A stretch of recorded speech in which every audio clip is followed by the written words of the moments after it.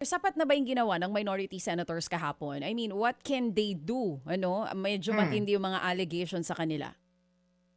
Well, tama ka.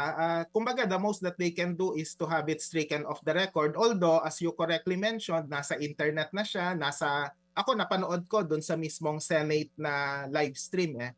So kahit stricken off the record, andun pa rin siya. I doubt kung Yes. mareredact pa yon. Oo. That's the most that they can do.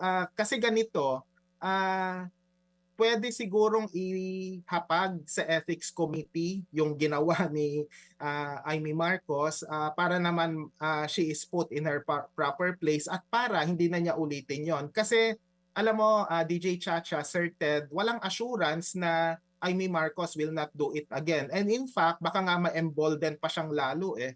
So nainis kayo sa video ko o gawa ako ng mas mahabang video pa. So yun yung problema sa mga klase ng senador na meron tayo, unfortunately, nasa mayorya pa man din.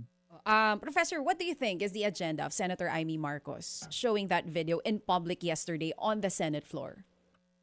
Dalawang bagay. Una, gusto niyang ilihis dun sa issue ng impeachment at saka sa issue ng ICC para mag-raise ng isa pang bagong issue na parang ang magiging naratibo siguro itong tsa na to mas importante kasi dapat magkaroon ng halalan sa 2028. So parang baka yun yung isang kanyang galaw na ninanais. Ikalawa, syempre, kailangan niyang i-consolidate yung mga supporter, lalo na ng mga Duterte. And in fact, kung ako yung tatanungin, ang mas audience nung pagkakataong yon habang nagpi-privilege speech si Imee Marcos, hindi naman yung sambayan ng Pilipino eh. Siyempre sasabihin niya para ito sa mga mamamayan, pero para ito sa isang segment ng populasyon na sumusuporta sa mga Duterte. So this is one of those rallying cries na ginawa.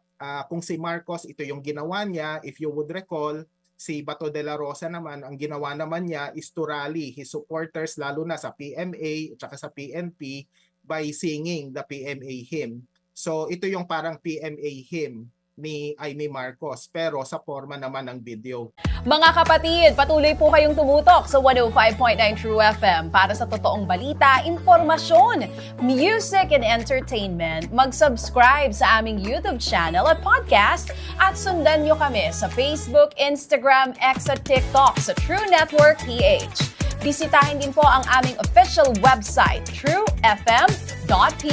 At panoorin din kami sa True TV Signal, Channel 19. Kami po ang 105.9 True FM. Laging true sa'yo, kapatid.